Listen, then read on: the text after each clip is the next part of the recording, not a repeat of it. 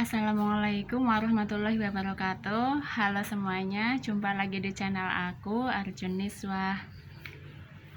Banyak sekali para orang tua yang mengeluhkan tentang anak-anaknya, terutama kalau anaknya itu misalnya susah diomongin, terus mohon maaf, bandel katakanlah, lalu tidak mau mendengarkan omongannya orang tuanya. Pokoknya hal-hal yang berkaitan dengan kepribadian anak gitu ya, karakter anak kayak gitu tuh banyak sekali orang tua, terutama ibu-ibu itu kayak suka banget curhat-curhat, terus ngeluh kayak gitu ya, tentang perilaku anaknya. Nah, di sini aku mau memberikan tips cara jalur langit untuk membuat anak kita itu jadi menurut dengan omongan kita. Bukan penurut sih, ya intinya jauh lebih baik deh perilakunya itu, minimal jadi baik gitu ya. Nah, tapi yang perlu digarisbawahi di sini adalah kembali lagi ke setiap orang itu beda-beda, setiap anak itu karakternya beda-beda, kemampuannya berbeda, terus cara menghadapi persoalan itu juga beda, caranya itu beda gitu ya. Nah, itu kita nggak boleh nyalahin gitu ya, nggak boleh menyalahkan anak juga. Intinya yang penting kita itu berusaha mengarahkan anak ke jalan yang baik, tetap mendoakan mereka, dan bila perlu itu harus memberi contoh ya, memberi contoh hal-hal yang baik kepada anak-anak kita. Meskipun hal itu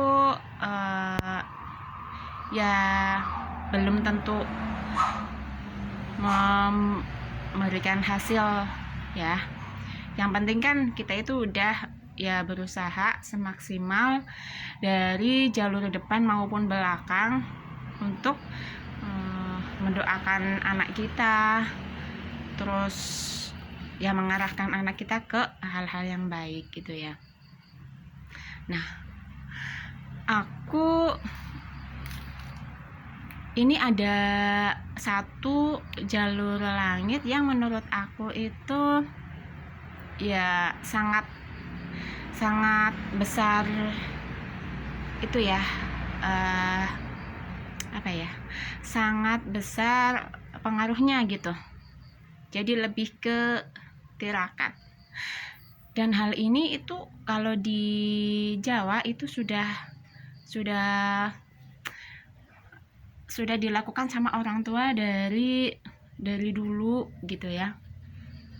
Aku sudah dengar hal ini ya udah lama, meskipun enggak dari dulu banget sih, dan orang tua aku juga enggak pernah ngelakuin hal ini setahu aku gitu ya. Setahu aku orang tua aku enggak pernah ngelakuin ini. Tapi ya nggak tahu, mungkin akunya yang nggak tahu atau memang orang tua aku yang memang nggak mau ngasih tahu kayak gitu, aku juga nggak tahu gitu ya. Nah, yaitu dengan puasa weton atau puasa hari lahir. Jadi ketika hari lahirnya anak kita, terus kita puasain gitu. Nah, hari lahirnya di sini tuh bukan di tanggal Masehi gitu ya, tapi di kalender Hijriah. Berbeda itu kan, kalender Masehi sama kalender Hijriah itu kan berbeda. Nah, terus ada ini kan, kalau di kalender Hijriah itu kan ada semacam Pon, Wage, Kliwon gitu kan. Kalau orang Jawa itu tahu lah, tapi kalau bukan orang Jawa mungkin banyak yang sudah dengar ataupun ada juga yang belum. Nah, itu kalau misalnya di kalender itu kan di bawahnya gitu ya. Misalnya di kalender tanggal 1, tanggal 2, tanggal 3. Lalu di bawah itu kan, di bawah angka itu kan ada angka kecil gitu, angka kecil, terus ada Wage, ada Kliwon, ada Pon. Nah, itu kalender Hijriyah itu ya. Nah, terus misalnya kita lahir tanggal 1 Januari gitu kan. Masehinya itu tanggal 1 Januari, terus di bawahnya itu tanggal itu apa? Ada Pon, ada Kliwon, ada Wagenya, itu apa jatuhnya? Jatuhnya misalnya di Wage gitu. Tanggal 1 Januarinya itu hari apa? Tanggal 1 Januari tahun misalnya 2000 gitu ya. Itu harinya apa? Terus yang di bawah angka itu tuh apa? Misalnya Wage berarti hari Senin misalnya ya. Berarti Senin Wage gitu. Nah, hari Senin Wage itu muncul setiap 35 hari sekali. Nah, jadi nggak mesti setiap bulan ada hari Senin Wage-nya kayak gitu ya. Kalau di kalender Masehi itu kan karena hanya 30 dan 31 hari, sedangkan di kalender Hijriyah ada 35 hari. Nah, gitu jadi perbedaan. Jadi setiap 35 hari sekali kita disunahkan untuk puasa